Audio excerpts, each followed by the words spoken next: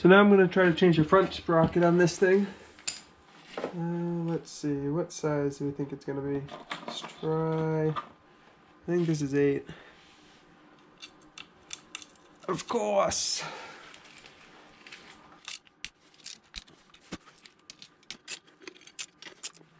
And then whatever this one is, let's see, it might be a 10.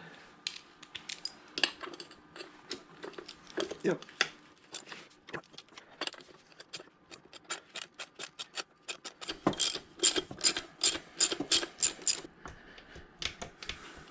Oh yeah, that's like super rusty in there.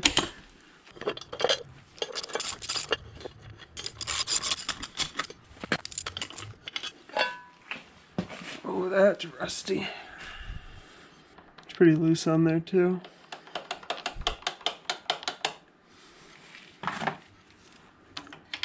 What are these? Are these gonna be 10s again? Yep.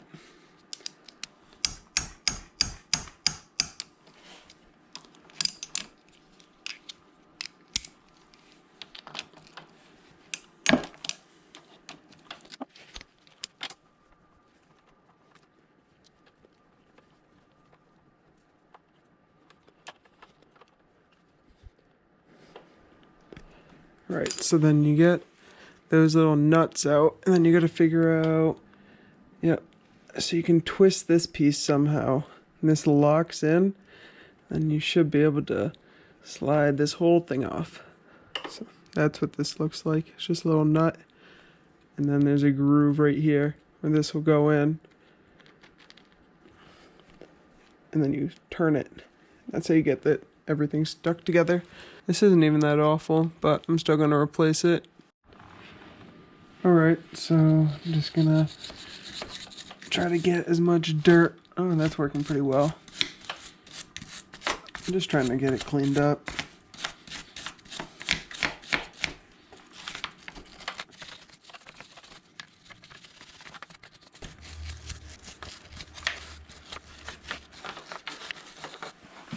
Okie doke. Okay, so let's put the new sprocket on. Got this one.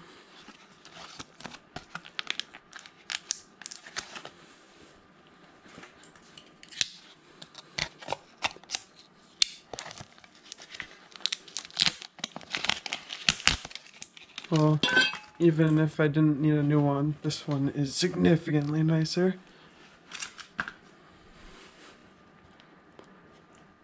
I wonder if it is the same amount. Yeah, this one's also the same amount, so I didn't change up or down in either the front or the back. So this is just the stock gearing.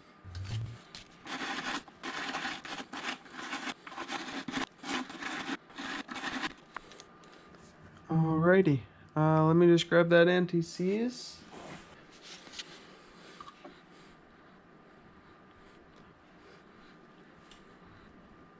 There we go. And then we're at the other one. There's some anti-seize on it too.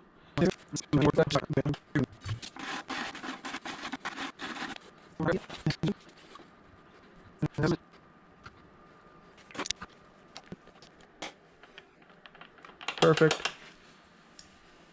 Alrighty.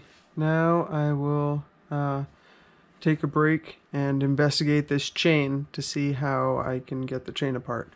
Because I know one of the links is special, so I'm going to see how I can do that.